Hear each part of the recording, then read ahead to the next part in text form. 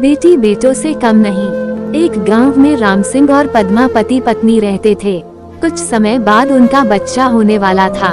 Padma hospital में भर्ती थी। नर्स ने राम सिंह को आकर खुशखबरी दी कि आपके जुड़वा बच्चे हुए हैं।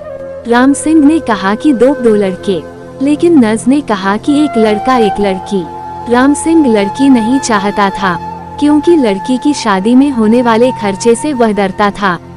2 से 4 दिन के बाद राम सिंह अपनी पत्नी और बच्चों के साथ अपने घर पर आ गया। वह ज्यादातर लड़के को ही खिलाता था। पद्मा को ये बात पसंद नहीं थी। एक दिन राम सिंह अपनी पत्नी से बोला कि हम दो बच्चों का खर्च नहीं उठा सकते। हमारी आर्थिक स्थिति अच्छी नहीं है। इसके अलावा लड़की की शादी में होने वाले खर्चे को भी हम नहीं उठा सकते। इसलिए हम लड़की को मेरे मित्र को सौंप देते हैं, जिसकी कोई संतान नहीं है। वो हमारी लड़की को हमसे भी अच्छे से पालेगा, क्योंकि वह बहुत अमीर है। पद्मा ने अपनी लड़की को देने से मना किया, लेकिन राम सिंह के कहने पर दुखी मन से उसने अपनी लड़की को राम सिंह को सौंप दिया। राम सिंह ने लड़की को अपने मित्र की बीवी को सौंप दिया। बच्चा पाकर वह बहुत खुश हुए। इसके बाद समय बीतता गया। राम सिंह अपने लड़के को अच्छे से पाल रहा था और उसकी हर इच्छा को पूरा करता था। लड़का जब 20 वर्ष का हुआ तो उसने राम सिंह से बाइक दिलाने की जिद की। राम सिंह ने अपनी बीवी के गहने बेचकर उसको बाइक दिला दी।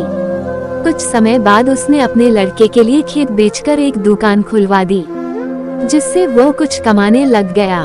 फिर कुछ समय बाद उसकी शादी भी करा दी। शादी के बाद राम सिंह के लड़के का व्यवहार बदल गया।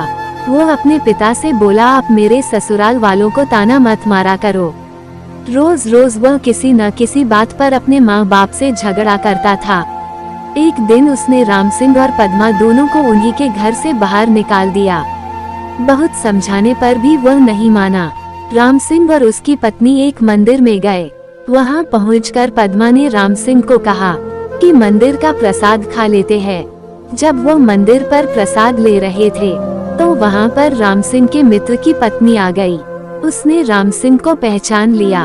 उसने अपनी उसी बेटी से राम सिंह को मिलवाते हुए बताया कि यह वही है जिसको आपने 25 वर्ष पहले हमको सौंपा था।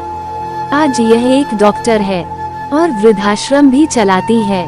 राम सिंह और पद्मा अपनी बेटी से मिलकर बहुत खुश हुए और उसने अपनी सारी बात अपनी बेटी को बताई। इसके बाद वह बोली कि अब आप दोनों मेरे साथ ही रहेंगे। सीख, इस कहानी से हमें ये सीख मिलती है कि हमें कभी भी लड़के लड़की में भेदभाव नहीं करना चाहिए।